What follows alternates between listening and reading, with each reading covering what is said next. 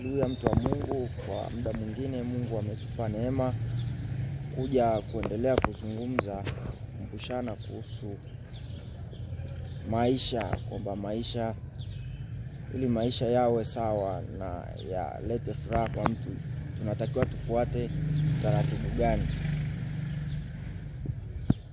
Topic iliyopita tulizungumza kuhusu jinsia tofauti ilivyochangia kuangusha wa Kristo, hususani vijana. Sana ningependa tuzungumze kuhusu wale ambao walikuwa marafiki kabla ya kuokoka, jinsi wanavyoweza kuchangia kumwangusha mtu wakati akiwa ameokoka.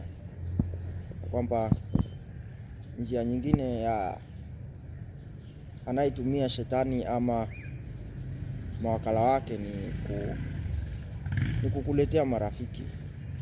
Unajikuta labda umeongea kwa namna fulani hivi yenye baraka, basi bwana, wale ndio wanakutia moyo, bwana, ingefaa kabisa ufungue kanisa, ingefaa kabisa uwe mchungaji kabisa.